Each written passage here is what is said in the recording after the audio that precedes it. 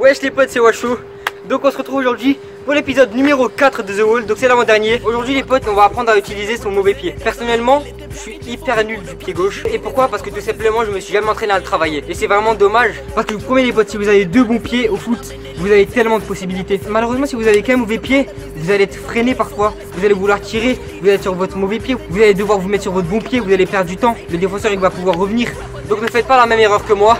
Je sais qu'il y a beaucoup de jeunes de 13 ans, 14 ans qui regardent mes vidéos. Commencez dès maintenant. Commencez dès maintenant à utiliser votre mauvais pied. Parce que je vous promets que ça va être un atout extrêmement fort quand vous allez être en match. Je vous mets juste mes deux réseaux sociaux, comme à chaque fois, donc Snapchat, Instagram. Instagram, je viens de le créer. Donc n'hésitez pas à aller vous abonner. Donc on commence directement les potes par le premier exercice, c'est parti. Comme vous voyez, il y a le mur ici. Et j'ai décalé un petit peu le carré à droite. C'est parce qu'en fait, si vous ne le décalez pas, ben, vous allez avoir du mal à refaire la passe parce que vous allez être en plein dans le carré. Donc ça va gêner. Donc vous savez quoi, je vais vous mettre directement le plan ici, comme ça vous allez bien voir. Vous allez comprendre tout de suite de toute façon. Donc je vous montre les exemples, je vous explique aussi, donc c'est parti.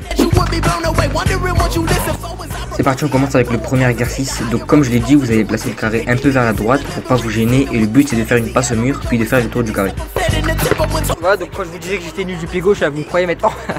Je vous montre vite fait du pied droit, comment on le fait, pour que vous compreniez vraiment bien l'exercice. Donc comme vous le voyez, le tour du carré je le fais pas normalement. À chaque côté je change de conduite de balle. Pour aller devant, vous irez avec l'extérieur du pied. Pour la droite avec l'intérieur. Pour revenir en arrière, vous le ferez avec la semelle. Celui-là je le sens mieux. Et pour le dernier côté, vous utiliserez encore l'extérieur. Ça permet de travailler tous les côtés du pied, c'est très important. C'est un exercice qui travaille bien parce que le carré est assez petit. La distance entre deux plots doit pas être de plus de 2 mètres. Et c'est dans ces petites distances qu'on travaille le mieux sa conduite de balle. Si vous gérez pas bien votre mauvais pied comme moi par exemple, ça ne sert à rien d'aller vite. Et c'est pareil dans tous les exercices. Il faut toujours bien faire l'exercice. C'est mieux de faire un exercice sans se rater plutôt que d'aller trop vite et de se louper plusieurs fois. Pour finir, n'oubliez pas que votre passe doit être appuyée et pas molle. Parce que ici aussi vous travaillez votre pied faible. Le premier exercice il est fini.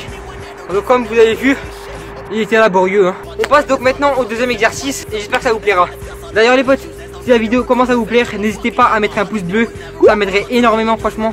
Donc si vous kiffez la vidéo, mettez un pouce bleu, ça ferait vraiment hyper plaisir et merci à tous.